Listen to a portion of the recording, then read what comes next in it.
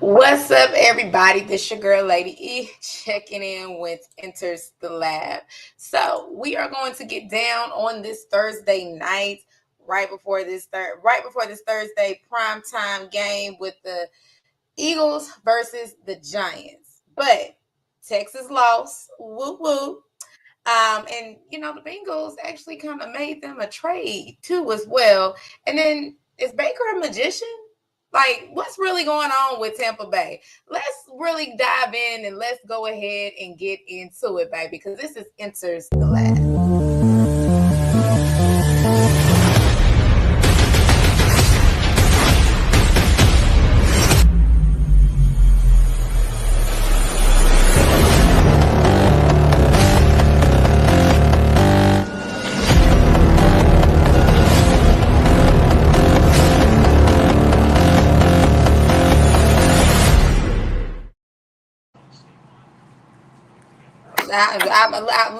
Lord C. Henry.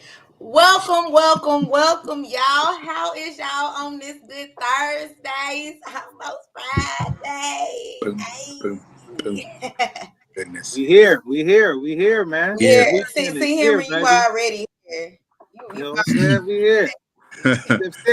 Sip, everyone. Cheers. Cheers. All right, cheers. Okay.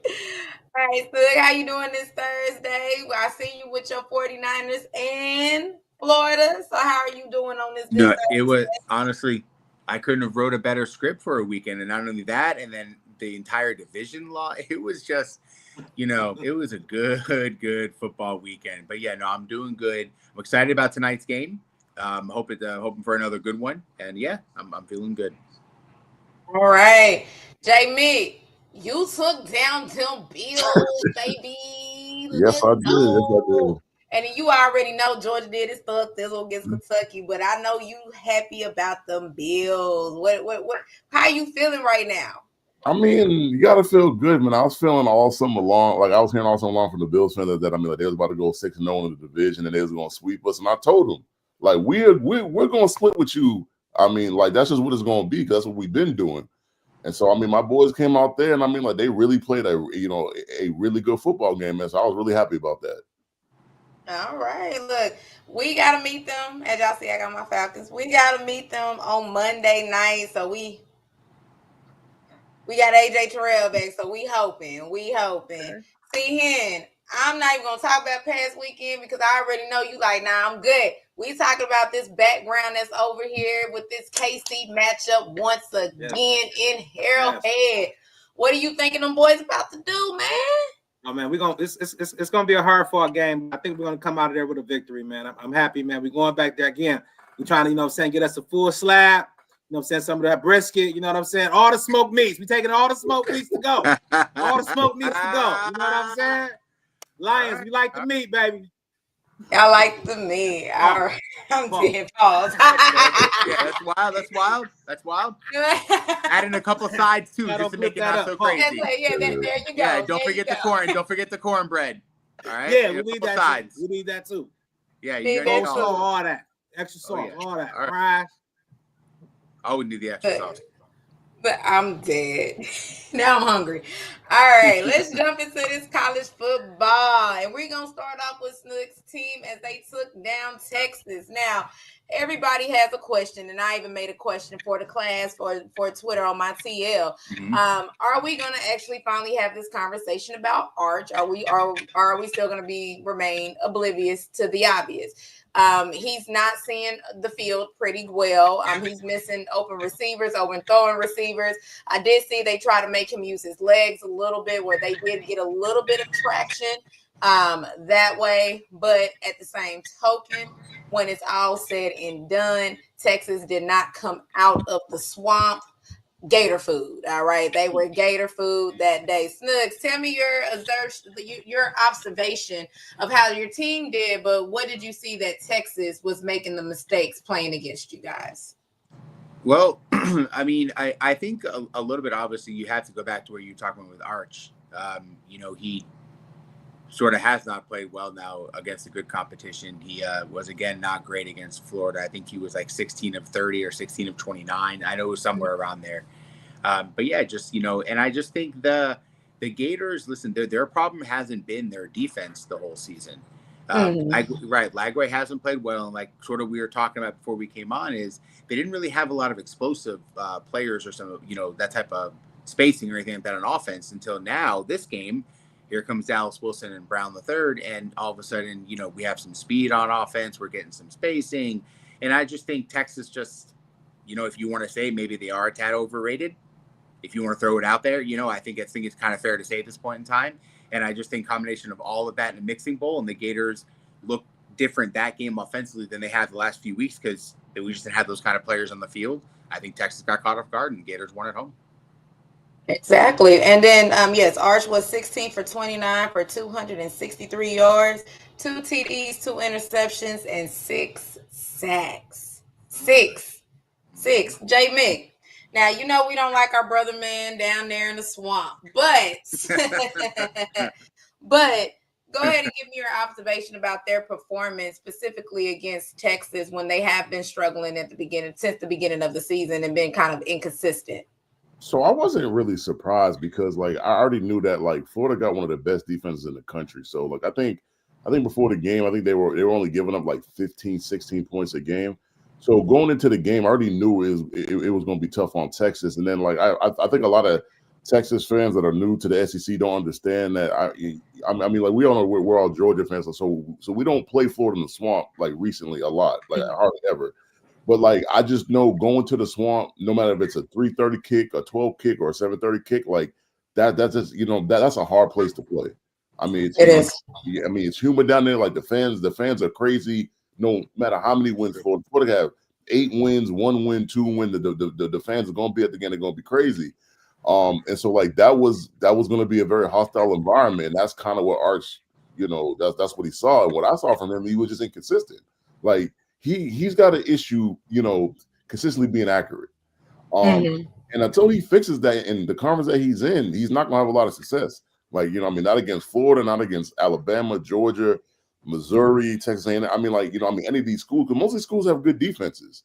And so, and you couple that, even when he has time, he's not accurate. And then if you get pressure on him, he's really not going to be accurate. And he's looking to bail out the pocket, in my opinion, a little bit too fast at times. And then I saw a lot of that, there in the game against Florida. And until he gets better as a quarterback, he's going to continue to struggle. It doesn't get any easier for him next week. He's got to play OU in the Red River rivalry. So, OU got a really good defense.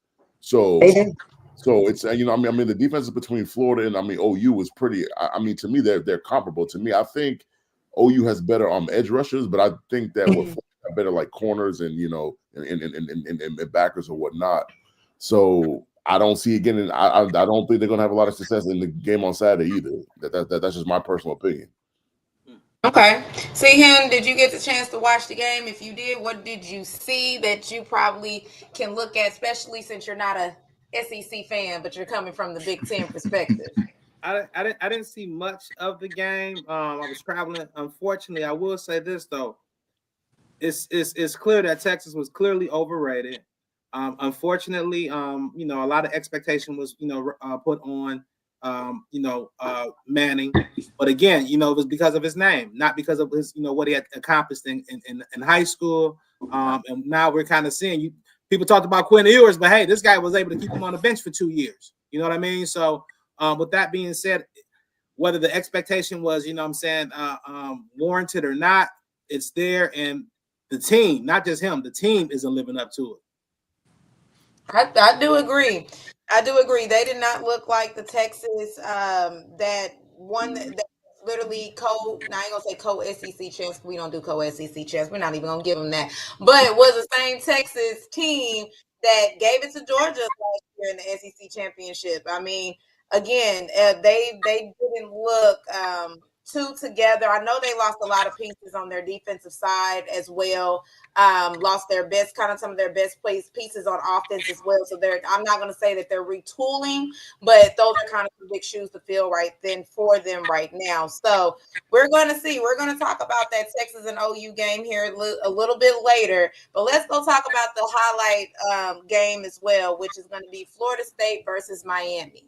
That game did not turn out like nobody thought it was going to turn out. Miami Definitely dominated Florida State, and basically showed why they are the number one team in Florida as far as college goes, and making a very strong case to make a major push in the college CFP as well.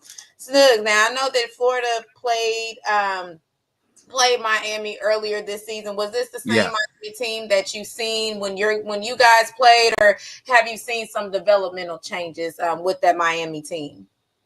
No, I mean, I think they've gotten better as as the weeks have gone on, especially on the defensive side. I think Bain, and I apologize, the other defense ends names escape me right now, but they're absolutely just wrecking havoc. But the thing, I mean, like I could say maybe a little bit of some improvement on offense, because I think their offense did have, because like they struggled against us to score, so their offense is starting to come along a little bit better in that regard. But I thought FSU's speed would challenge them a little bit more, but it just apparently not.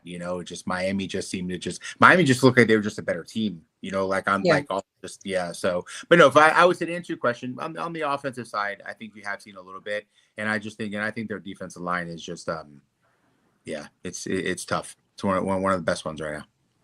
Okay. I mean, to even say that, Castellanos was 24 of 25, and if I'm pronouncing that right, y'all forgive me. No, you're Me, good. look, because I took Spanish a long time ago, but Yeah, that's fair. But 272 yards. He was 2 TDs, 2 interceptions, and 2 sacks. So that just kind of shows you that they were getting after him, but he still was making the throws, because again, the score was pretty close, 28-22. So J. Mick, what did you think? I think I think almost all of us on this panel had Florida State probably taking that win away from Florida. But what did you see, and what did you think of this game? Yeah, I agree with Snoogs. I thought the Florida State speed on their offensive defense would challenge Miami a little bit, and that just never happened to me. And so I mean, like Miami, like is a really good. I mean, you can't take them away from them. They're a really good team. I mean, Carson Beck played really well in this game. I mean, he was extremely efficient. I think he completed like 20 or 25 passes, something like that, like 4 touchdowns. I mean, the only thing I was surprised at was Miami wasn't really able to run the ball effectively, because I think they didn't even run for 100 yards in the game. So I mean that might be something that they're looking at. But for me, the main thing I'm looking at is that they got up big. In the first 3 quarters, and then in the third, and then the fourth quarter, like they let Florida State like storm back in the game. And my concern is maybe not in the ACC, but when they get into the college football, like if they run the table, or if they only lose one game and they get to the college football playoff, they're gonna have to be able to step on teams' necks, because when you start to face better teams, you get out to these leads. I mean, like you just can't let these teams come back in the game. And so, like, if I was a Miami fan, that would be my one area of concern. And this is not the first game where they kind of done that. Like, they've gotten out to big leads, and then, like, they'll let the opponent come back. So, I mean, it's like I said, like, if I was a fan of theirs, like, I would keep my eye on that, because, I mean, that can come back to bite you, so. Definitely. You're right. They only had 97 yards worth of rushing for them, and it's pretty funny, because Florida State had 29 first downs. Miami only had 14. So for them to come out the winner, that kind of says a lot with that. Hen, what do you think about this game? Definitely impressed with Miami. I mean, they jumped all over these boys early and often. Your boy Carson Beck definitely answered the bell. Definitely showed up when the lights were bright. A nice collection of skill talent there, man. And again, I thought there was going to be a little bit more, I guess a little bit more of a challenge, if you will, to those skill players. But again, though, Florida State made a valiant effort later in the game. I don't know what took them so long to adjust, or did, Miami kind of let off, let the pedal off the, let the foot off the neck, or what. But I will say this, Miami looks tough. And like you said, if they can, figure out how to close out games, they have a nice collection of talent over there, man. So interesting to see how their season goes. In the ACC, solid but not great. You know what I mean? They may be able to, go through there, and I don't want to say stay relatively healthy, but you can't project injuries. But it doesn't seem like a really, really tough road ahead of them. So it's going to be interesting to see kind of how they end up. Yeah, I mean, we're definitely going to see. I mean, again, I thought Florida State, especially going down there and then playing in Tallahassee, hostile environment, their tradition that they have down there. I thought they, would give them a little competition, rattle them a little bit. But I mean, when you have your opponent literally saying your school chant in the camera after a touchdown, it doesn't bar very well. I'm not gonna lie to you. That was kind of diabolical right there. That would have peed me off if somebody came over there and did a go dogs or something like that. I'm not gonna lie to you. So that I needed some more. But let's go shift over to a couple of college news. Let's start off with Bill Belichick. He is looking to do a buyout, looking to his own buyout. UNC is not doing good this season.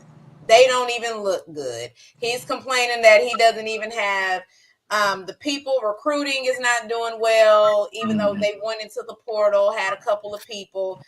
He is throwing major shots at the Patriots right now. Don't even want nobody retweeting about Drake May. It's just a lot of diabolicalness that is going on with Mr. Belichick. With that, yes, the news is wild, Slim. The news is definitely wild. This is crazy. He doesn't want to coach anymore. He said college is not his ranks. This is not where he wants to go. This is not where he wants to be. And I don't think he wants his name to be tarnished anymore. Now, Snugs. Yes. What do you think of this whole entire situation? Now, poor North Carolina right now. What do you think about this? I think it's everything that we're all gonna assume down one of these paths. I think it's a job that he probably regrets a little bit taking. Probably not sure why he took it. I think maybe he thought getting back into coaching. I don't know. Maybe there was just a totally different idea when it was all presented out to him, because it just looks so, it just doesn't look good. And then I saw, I don't know, one of the North Carolina, I guess you want to say, their beat writers, they had tweeted out that one of the defense assistants apparently said, that they feel bad what they've done this, to the kids, because I guess they aren't really obviously doing well. So yeah, it's just not, look, I cannot imagine he's probably not going to stick around past the season. I don't know if they'll do it now. I think they might just let this kind of, go through, but yeah, it's not good. It kind of looks obvious he regrets taking the job, unfortunately, because you do feel bad. Exactly.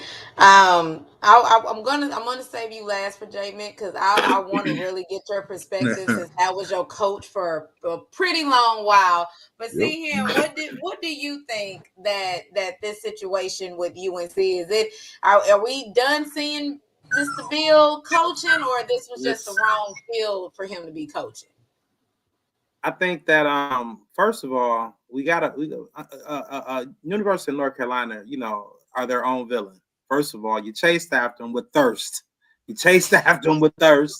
was in the booth, wasn't he? Wasn't he in the booth? He wasn't bothering nobody. He wasn't searching no jobs out. He was chilling. He had find his little, his new little booth thing. He was doing his thing. She enterprising. So now here come North Carolina. Here comes North Carolina. Throwing some money at him. He done made enough money. Money is no object to him. I believe. I don't know.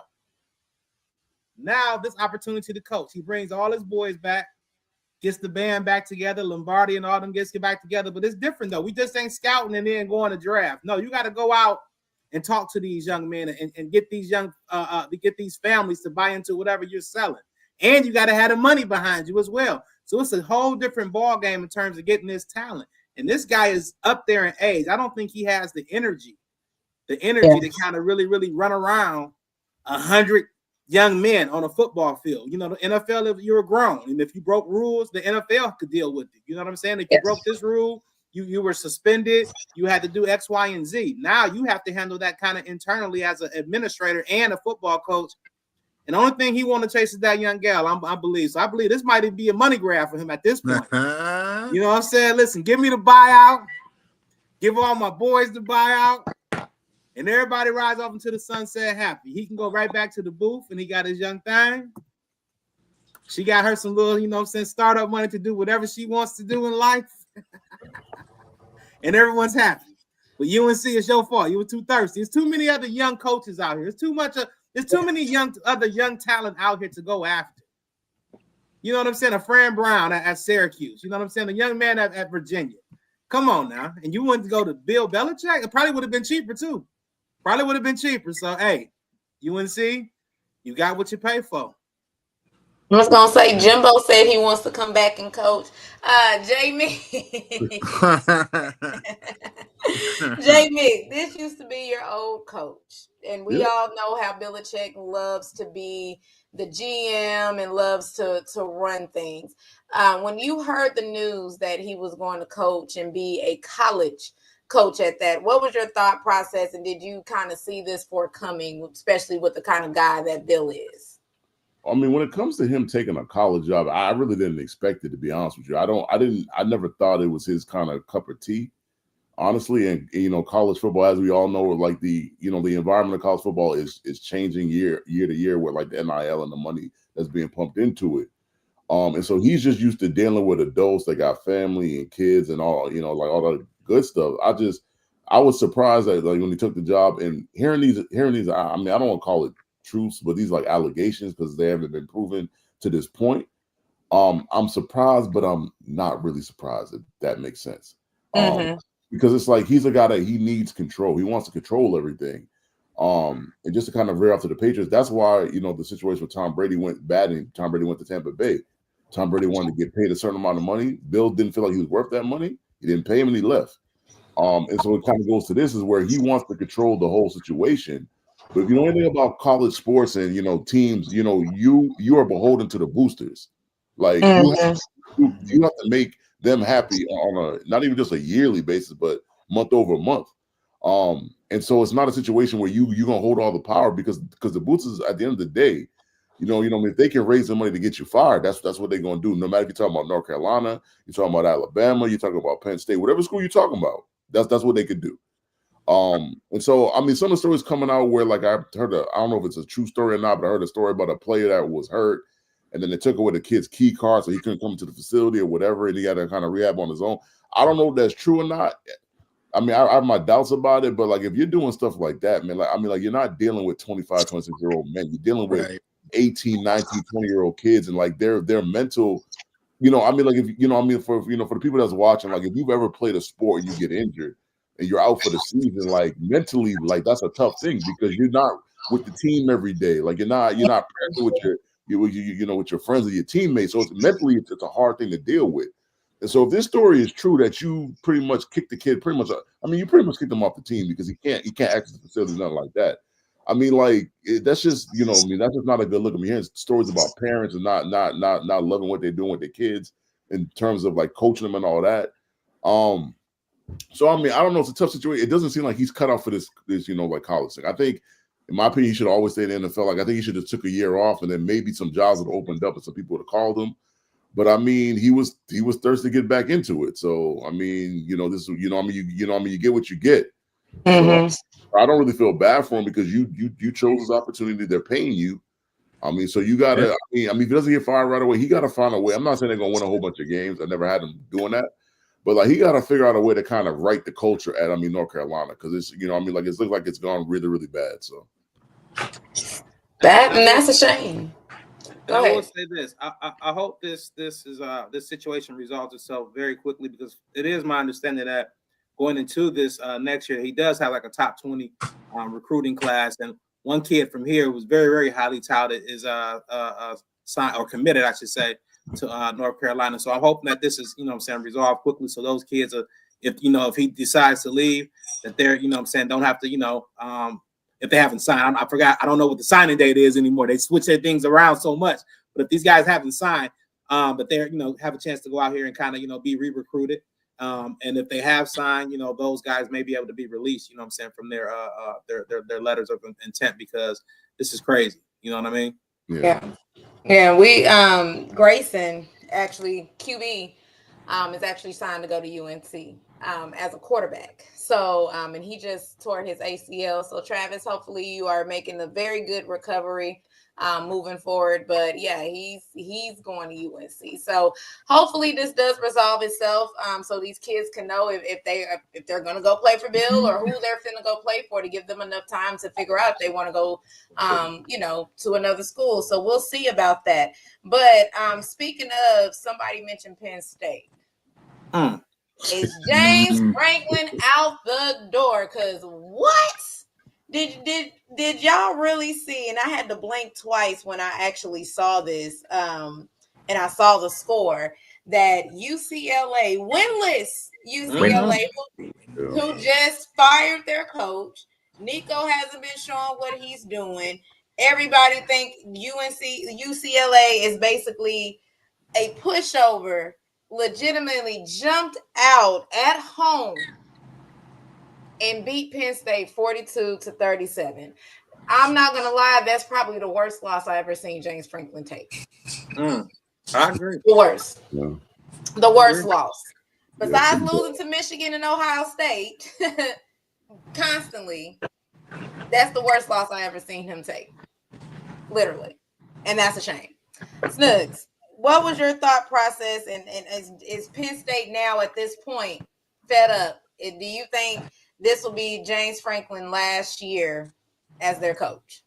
I mean, you'd have to make a strong assumption. So, at this point in time, because the other thing is, because even if you were to rally and you went out, I think we talked about this last week. You're going to go back to the old thing, but it's like you don't win the big games anyway. So what am I really walking back into, type thing. So, and I even think I saw something too, like it flashed on TV during that game. I think that was like the first time that a team that was ranked where they were, lost by like that many points, or like to like a team that obviously didn't have any wins. It's like that's like when like a team's like broken type stuff, when you lose those kind of games, you know what I mean? So that's what I'm saying. It's like I don't know how much they can really walk back at this point in time. So I think obviously again, I think you always try to finish it out, because it's never, you don't want to deal with that right now, and middle of that's never. But I don't see how he would be around for long after this season. It doesn't really make any sense. No, it doesn't. J Mick, I can't even say the words. But yes, what is your thoughts about it when it comes down to it? And again, Penn State is officially out of the AP top 25. Fell out. Okay, so did Texas, but they fell out. What is your thought process of this? Yeah, so it was funny, right? Because I think their game was on at 3:30, and I think I was watching another 3:30 game. So I wasn't really keeping a track with, because I was like, man, it's Penn State UCLA, man, it's not gonna be close. And so I'm watching my game at halftime coming, so I take it on my phone, and I'm just checking the scores, and I see the score. This guy, it was like what 28-7 or something like that. I'm like, this. I was like, this gotta be wrong. This can't be right. So I pick up my remote control and I flip the game, because I just see it. I see my own eyes. I'm like, it can't be right. There's no way this could be right. So I flipped I pick up the remote, flip the channel. Oh, I mean, it was right. And I was like, yeah, like like UCLA hadn't won any games. They were losing to FCS schools. Like, this is how bad UCLA has played. And I get it that they fired their coach, and at times we fire your coach. I mean, and you get a little bump sometimes. But like Penn State outclasses UCLA at pretty much every position. So, I mean, for me, if I was a Penn State fan, like I would want them out now. Like I wouldn't even bother waiting to the end of the season. And I'm a pretty rational guy. Like I'm not really up for firing coaches in the middle of the year. That's not really the thing. But in this situation, like you just lost to Oregon, cool. I mean, overtime. That's fine. I mean, Oregon's a really good school. Right. So that's fine. Like, I picked them to lose because I didn't think they was going to win. But you lose to UCLA under no circumstance in the way they lost. And I mean, if you just looked at the score and you'd be like, oh, it was close. Like UCLA was beating them down for the majority of that game, and then Penn State made a comeback late into the third, into the fourth. But for me as a fan, like I would just want them gone. I mean, I wouldn't care who you get, but I would just need a new coach personally. I mean, hey, time of possession for UCLA was 39 minutes and 17 seconds. Like, yeah, they had a good time of possession and no turnovers. Notes they committed no turnovers. See here, this is your guys over there in your conference. Both I'm gonna of say them. this. It's not my guys. You know, you know, I'm really conflicted because it's like I really want him to keep doing what he's been doing. You know what I mean? So I don't know what to really say here, but I will say this first and foremost. Let me give credit where credit is due. Let me give credit to the UCLA Bruins, and I don't know if that was Rick Neuhausel Jr., the son of Rick Neuhausel, who was the new OC, first time calling plays. Man, you know he's been preparing all his life for that moment, and they did what they needed to do. As far as James Franklin, before I get to him, to your point, Snoop, it definitely looked like this team is broken. This is probably James Franklin's probably, I hate to say it, but he's a young man, and I know we shouldn't be criticizing them, but they are out here a little bit. They are grown men. They're getting paid now, so I guess I can lay it on a little bit. But maybe one of his weakest mentally weakest teams that he's fielded so far. Dealing with that adversity. Yes, you lost, you know, to Oregon. You know what I mean? A lot that definitely probably deflated a lot of, you know what I'm saying, your hopes and dreams, but a lot of things were still in front of you. You just saw a team from your conference lose 2 games and win the national championship. So you still should have been motivated to go out there and play and win that game. Talent-wise, you should have been superior. I'm not gonna say that UCLA doesn't have any talent, but you should have won that game. You know what I mean? Bad loss for Franklin. The momentum is definitely there for him to no longer, you know what I'm saying, be the coach there. But I will say this. And sometimes these programs who, you know, think that they are blue blood programs such as my own, you know what I mean? You got to be careful what you ask for. Got to be careful what you wish for. You got to have a realistic view of who you are and your standing in the landscape of college football. This could be a bad year for Franklin. He still could possibly bring you back to that 9, 10, 11 win echelon. He may not win you a national championship, but be careful because remember the days of the Sandusky scandal. Remember shortly after that when you had what was the OC for your Patriots? It was the coach. Bill O'Brien, I believe, was the coach. Right. Remember them games? 5, 6, 7 win seasons when you were on the brink of irrelevance. And Franklin built up the program, and that may be what he is. He may be a program builder. I think Brian Kelly, to some degree, is a program builder. He may be an upper echelon program builder because he can get you to the doorstep. He's been able to get teams to the doorstep. Hasn't been able to cross the threshold. You know what I'm saying? He can get you to the altar, but he ain't hopping no broom yet. But, but you know, be careful. Be careful. Again, we just talked about possibly some young guys who can possibly, you know, step up and take that job. You know, the names escape me right now.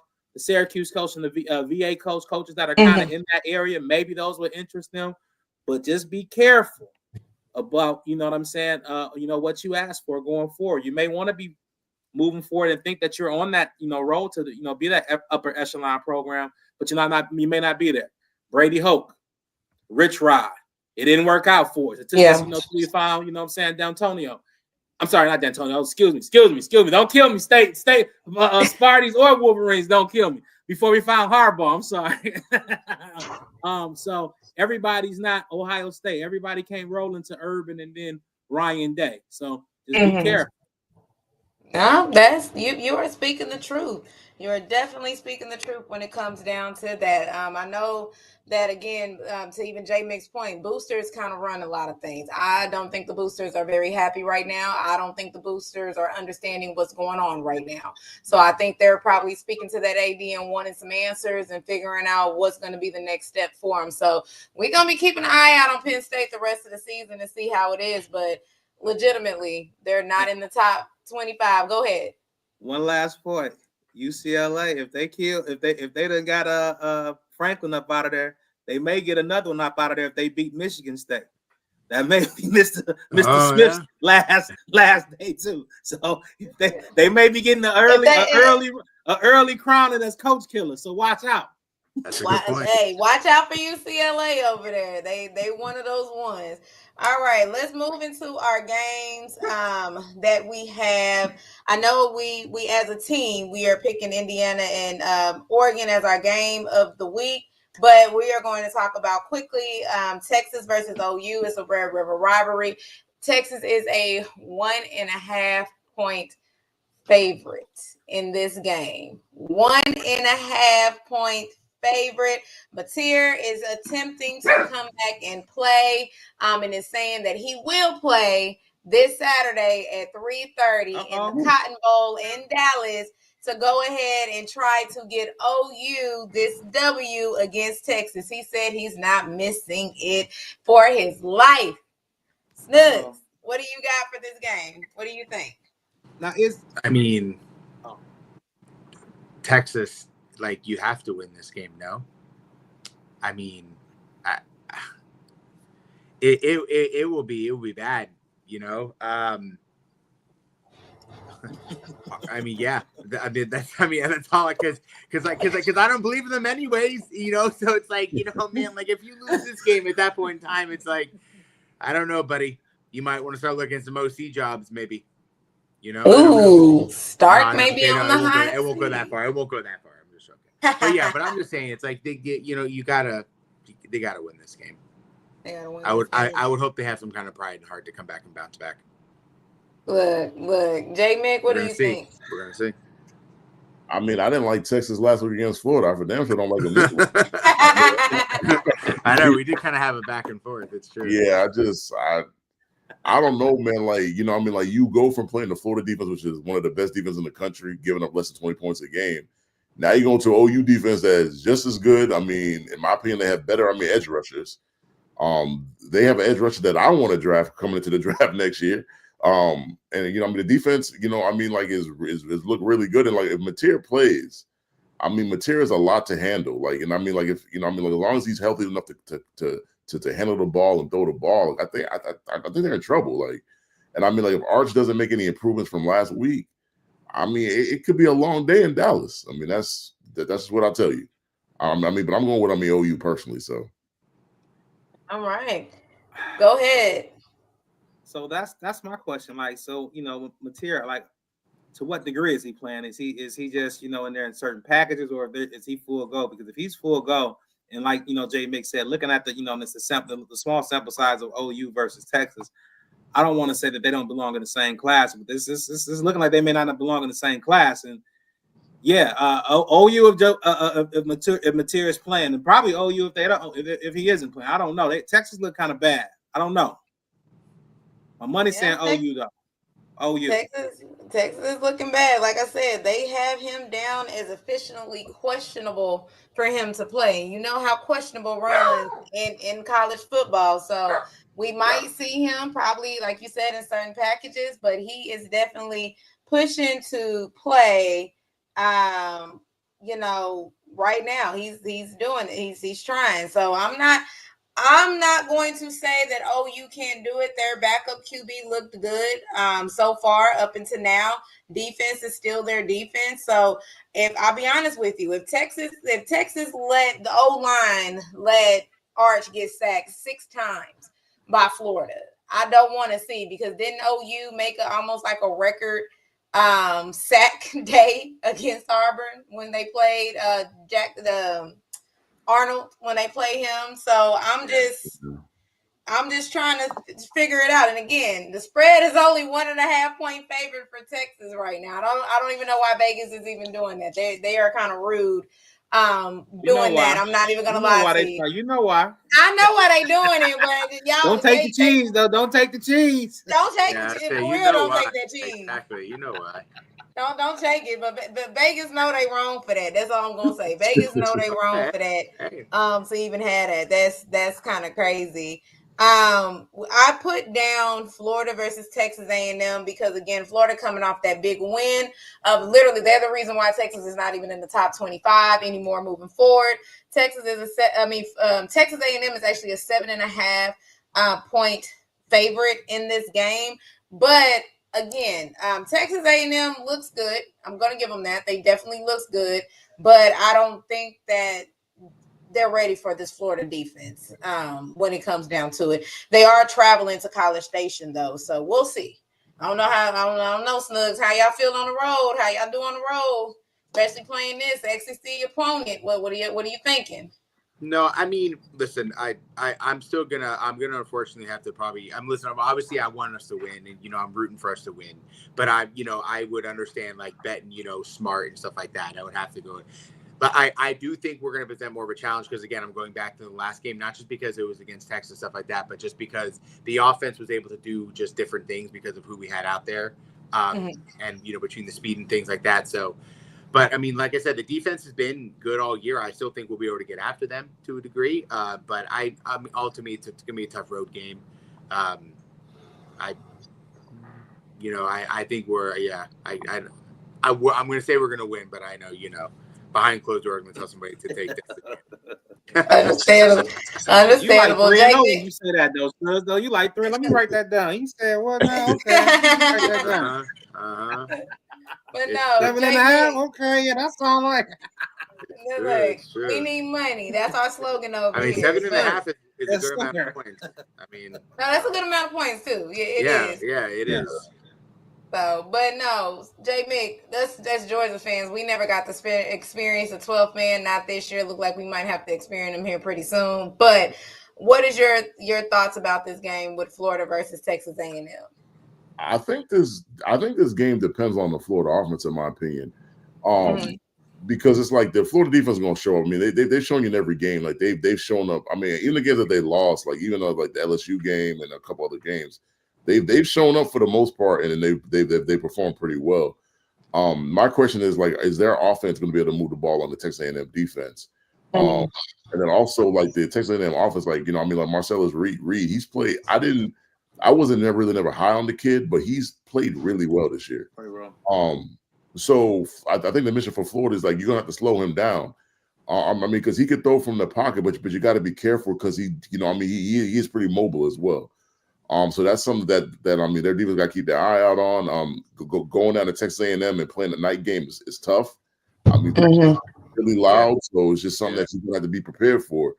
I do think it's a close game. I mean, 7.5. I don't know about the 7.5. Like, I think this is more like a field goal game to me, personally.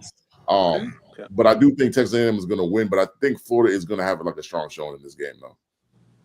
Okay, see him, because I know you looking to see if you can get some money. What you thinking? I'm looking. But you know what though? I agree with a lot of things you guys said. I think it's going to be probably closer than the 7.5. I think Florida had, even though they have some losses, but they played some tough football games early in the season. When I look at Texas A&M, they really haven't played anybody except for Notre Dame a couple of weeks ago. Auburn, solid team, but I won't say, upper echelon. But I think this is going to be a real test for them under the lights. Are they ready? I've been especially impressed with the quarterback play. He's definitely put up some numbers. But again, who has he played? The defense, when they played Notre Dame, they gave up some points. So I don't know, kind of, are they real or, or Fugazi? We're going to really find out. But I'm willing to go with them, taking them because they're at home. You know what I'm saying? So I think Texas A&M in this one, but I like the 7.5 as well. All right. No, not to cover, but points. Yeah, he said not to cover the point. Okay.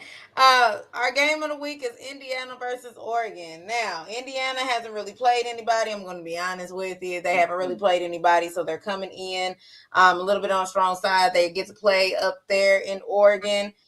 For that, only a 7-point favorite Oregon is for this game. Again, that's still a lot of points, but it still can be closer than what it is. But I think Indiana's going to get pushed over. So give me Oregon for this one.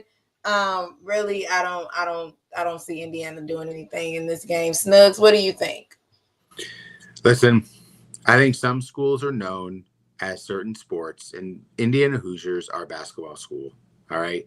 I'm going to go. No, I'm just messing around. No, but I do think Oregon's going to win this game. But I do want to say something in Indiana. Am I crazy for kind of liking the Mendoza kid a little bit? Am I crazy? Guys? No, they got good talent over there.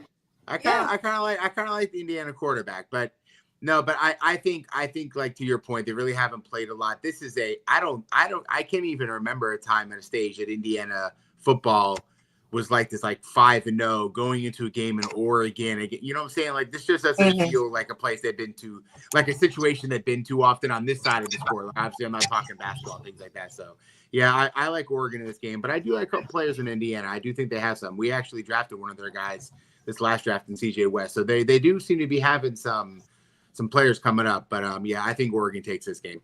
I do. Yeah, I definitely agree, but they are a basketball school. But we ain't gonna it's say true. much. It's true. J Mick, what do They you even have got a for this movie. game? Yeah, I mean, I gotta agree with Snoogs on this, man. Like, I think both these teams are good. I think Indiana has shown throughout the season. Like, I mean, a couple of people were questioning how good they were going to be. I think a couple weeks ago they played Illinois, and I think at the time Illinois was like 10th or 11th, and they blew them out the water. I think they put 60 on their head. So I think the thing about Indiana is, like, I think they could score with Oregon, but I don't think their defense is like on the same wavelength as the, you know what I mean, like the Ducks defense. And so I just think it's going to be tough for them. But I do think it's going to be an enjoyable game. Like, if I would suggest people, like, if you got time to watch this game, this game is going to be a good watch, though. We'll see. Hopefully Dan Lennon take a little bit easy on them. Hen, who do you have? Man, listen, I'm looking forward to this. I'm trying to get behind Indiana, because for so long they just been kind of a doormat around here. Signetti is, lit a fire up there, man. He's getting some hot recruits. He brought a bunch of guys from James Madison or wherever he was from, and those guys are balling out, man. Only issue is when they've had these big games the last couple of years, they don't quite show up. I mean, they did blow out, Illinois this year, but Illinois is kind of in the same boat as they are. It's kind of an upstart, if you will. I want to see this young quarterback. I'm hearing so much about him. I haven't really laid eyes on him in a full game situation, just kind of highlights Mendoza and see if he's the real deal. And we talked about Dante Moore last week before that game. So there's going to be some high-level quarterback play. We know Dan Lanning gets those guys fired up, you know what I mean? He gets his boys ready to play. So I'm interested to see if Indiana can match the energy, man. You know what I'm saying? Because Cocaine Dan, he's going to be fired up, baby. He ain't playing no games. I saw that clip come across my timeline the other day. Just, I was just scrolling and I laughed again. I was like, man, leave no line behind, baby. Hey, he ain't playing. All right. With that being said, we are going to the NFL. Oregon. Quack, quack. Quack, quack. Because you know what? We can't even say that because I'm finna say something else. All right. So let's go over here to the NFL. We got a couple of trades that didn't happen. Joe Flacco got moved, so now he is with the Bengals. Tyson Campbell also got moved from the Jaguars. He is now with the Browns. And the Ravens pick up Chauncey Gardner-Johnson. And got him, the Ravens. Yeah. The Ravens picked him up. So we got a couple of things moving over there. So let's talk about some of these trades really quickly. Since now Joe is gone from the Browns, Shador is now QB2. Dylan Gabriel is going to pretty much be their starters. But when this came across my timeline, I'm kind of mad that nobody didn't pick up the phone to call good old Kirk. But we ain't going to say nothing over on that one. They took Joe Flacco. Joe Flacco is now on the move. Snooks, what did you think about this trade? I think this is a hope, a whim, and a prayer. I think he's definitely better than Jake Browning, and that's not a knock, to say poor Jake Browning tried, but it's just, he's just, so clearly they'll get better production there. He'll get rid of the ball a little more quickly. He'll know what to do. Obviously, he's seen a lot of defenses in his time and stuff like that, but I just think this is one of those things where they're trying to hope it's going to work out and maybe they can get Burrow back. I mean, I deep down don't think he's going to come back, especially if they obviously don't have the record or the, worth it. But the thing right now is that the AFC North is really upside down compared to what a lot of people thought. You have two teams that only have one win. The team that is in first place, yes, I get it. I know, but a lot of people still have their feelings about them. They're missing another guy on offense and, stuff like that. So, again, if the Bengals can kind of maybe stay afloat, oddly enough, maybe. But like I said, I think this just feels like a hope and just say, hey, he's better than Jake Browning and he was available. Well, Kirk was available too, but we're not going to talk about that. J. Mick. But so much more expensive, more expensive. They'll be all right. Now, I know they cheap, but y'all be all right. They're already paying 8 quarterbacks. It's crazy. Child. The Browns. The Browns are paying Let me tell you something. Let me tell you something about Kirk. As long as the wife is happy and the checks is clearing, Kirk ain't going nowhere. Kirk ain't going nowhere. We want him to go somewhere. I know, but listen. He's a man of God and a man who stands with his wife. She wanted to go to Atlanta, be close to her family, and the checks is cashing. Yeah. That's it. That's what God told him to be. Yeah, he's comfortable. Amen. Yeah. I'm not going to play with you. J. Mick, what do you think about this trade? I mean, for me, like, obviously Joe Flacco was a better option than Jake Brown. Like Jake Brown has been just outright bad in their last 3 games when he took over for Joe when he got hurt. So I think Flacco was a better situation for the Browns. But I mean for the Bengals. But I said it when he signed with the Browns. Like I don't expect him to make it 6-7 weeks. In the season to begin with. And so I just figured he'd either play bad or get hurt. So now you're going to go to a team with a worse offensive line, but that has better weapons. I give Joe 4 weeks. He's literally a sitting duck, but behind that old line, pass blocking not good, run blocking not good. 4 weeks to survive. 4 weeks to. Yeah, I'm just not giving him that much time either. Either by injury or performance. One of the two, because I think he's gonna get killed behind that offensive line. His first game, I get it. He certainly played against the Packers. He's got a chance to do what another quarterback has never done, is to beat the same team twice in the season. He's got the chance, but I think the Packers are gonna tee off on him, to be honest with you. And they already lost to him one time. I don't think they're trying to lose to him again. So I don't see the outlook for this weekend to be very, very good. From a fantasy perspective, though, if you have Jamar Chase or T. Higgins, you've got to be happy about this development, because I think they. Yeah. But that's the only thing positive that I can really take out of this. I don't think he's going to save their season. See him. What do you think? Well, I will say this. Like Snugger said earlier, the division is totally still attainable for them. No one is kind of running away with it, and I think that Vegas still has. Baltimore, I think, has 30% chance of winning that division still. So, they're a 2-win team. Cincinnati's a 2-win team. So basically, they still can get in it. I'm just kind of bewildered by why Joe Flacco. I know he's probably the cheapest, but why? None of these guys are going to be great that I'm going to say, so I don't think anyone's going to blow your socks off. But, why not Jameis Winston? Why not, Russell Wilson? Somebody, again, who has a little bit more mobility, because, Jay Mick said, this offensive line is trash. So you got a statue back there. Browning gave you a little bit more movement. Of course, he wasn't a great quarterback overall, but can he be able to withstand the punishment that could be coming his way? Maybe he's smart. Maybe he, can read the blitz better. Get rid of the ball quicker. And that's kind of, because of his him having all those, these years under his belt, that he's a wily vet.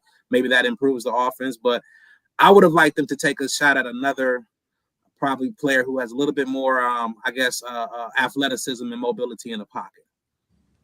Yeah, well, Kirk ain't that mobile. Dang it! See, now y'all ruining my Kirk hopes. I thought we can move him or something. Jesus, the Lord got Kirk where he gonna be at. I think. Yeah. Hey, look, I'm praying, that the Lord finds somewhere else for him to go, but that ain't happening. But anyway, yeah, that was a surprising trade that came in through this week.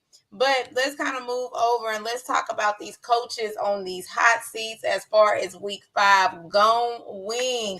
I'm still waiting for McDaniels so we can go ahead and put him as an advisor on the Falcons, bring him back to the organization.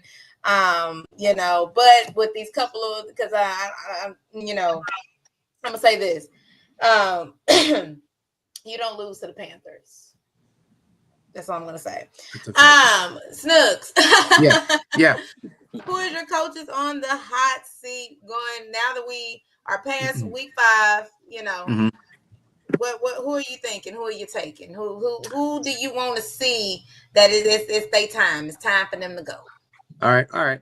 Before you get started, I noticed you have a lot of motives going on for the Falcons here. You have the Kirk trade, right? And then she wants McDaniel. You guys picking up on these? She has a lot of a lot of Oh, moving she wants parts for the McDaniels now. She Falcons. wants McDaniels Yeah, now. I need him as an advisor I know. or I noticed OC. this. Like I gotta my team. I mean, We there. We right there. We I right mean, let's there. not remember where he came from before he went to the Miami. Just gonna throw that out there real quick.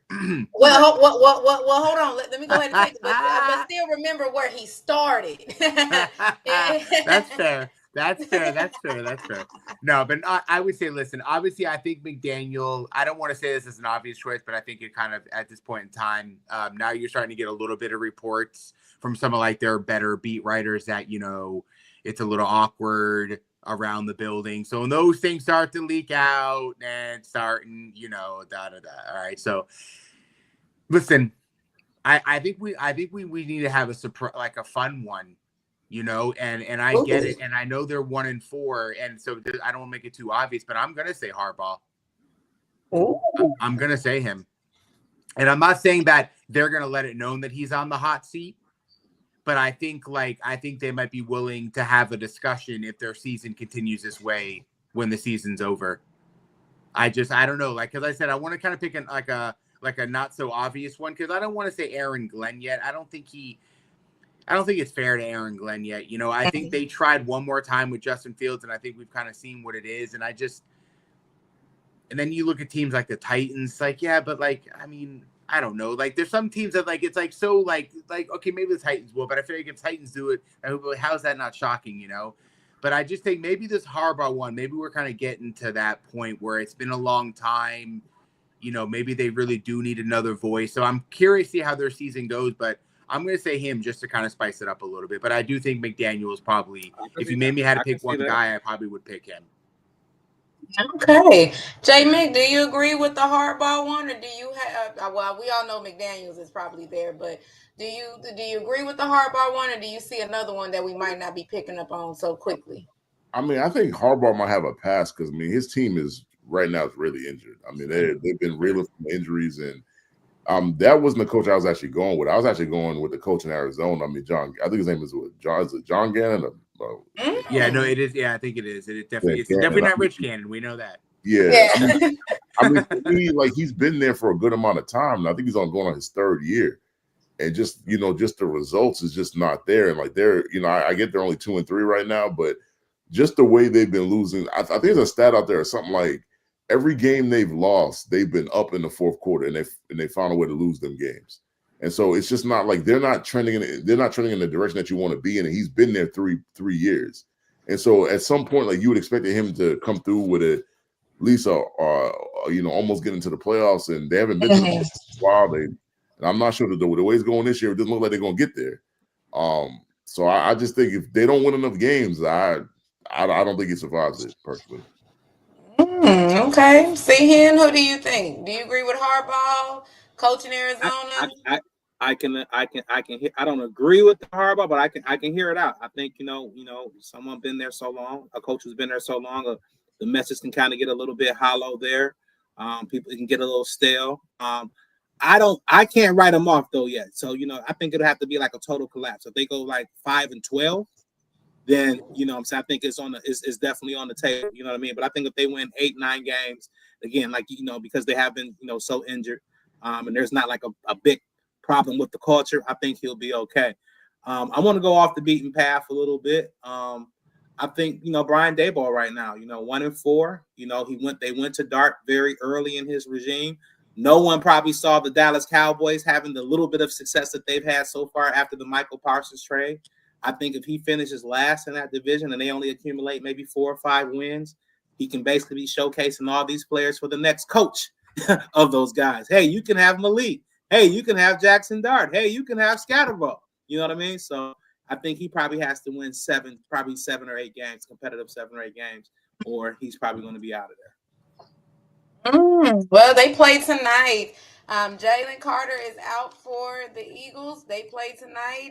Yeah, like I said, you don't lose to the Panthers, and then you don't let the Saints beat you either. So, look like some NFC South teams are about to call some coaches' heads. So let's get to the UCLA's of the NFL. Look, there you go. They gave them basically those two teams gave them their first wins. All right. Wow, that's true though. That's true. That's true. So let's get to our games of the week. We have Seattle versus Jackson. We have San Francisco versus Tampa Bay. And then we got Chicago, Chi-Town versus the Washington Commanders. So Snooks, we're going to start off with you with Seattle and Jack, because I know that you don't want Seattle to win. This one, even though that you were happy for the loss last week, I wasn't happy about that loss. But what do you think about this game with the Seattle Seahawks going against Jacksonville? So no, and I obviously you're right. I would love to see Seattle lose, but no, this is a tough one. And I know, and I didn't when I sent the pick in, I was like, oh, they're gonna think I'm doing just because it's Seattle. But the thing that swayed me a little bit was it is still a road game for Seattle. Seen a little bit from Sam Darnold late in games that I could see maybe with the type of defense that Jacksonville's been playing, how they're getting all these turnovers, that maybe that could rear its ugly head.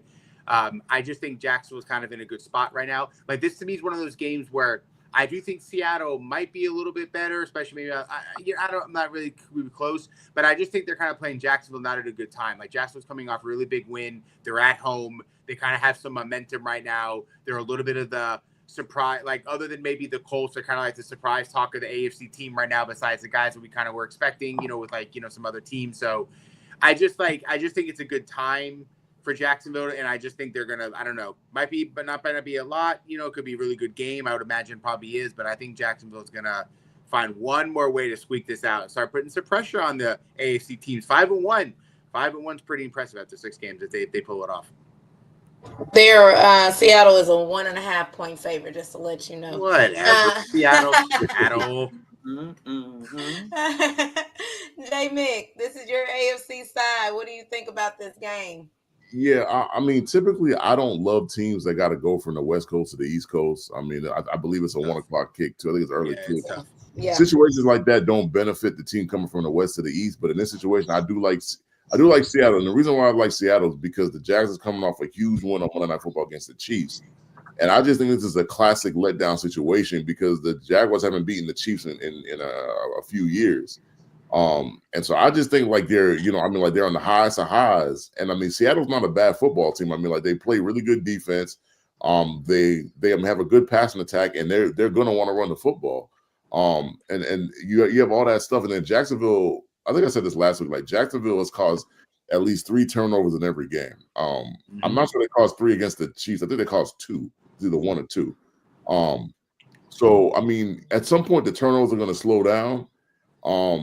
And so I just don't see the Jaguars being able to beat the Seahawks this week. So, okay, Sehan, what do you think?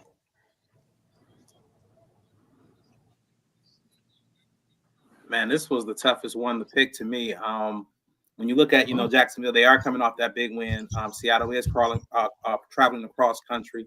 Mike McDonald's done a good job though of getting his team, prepared for these road games. And I just think that Seattle's going to come in and pull up.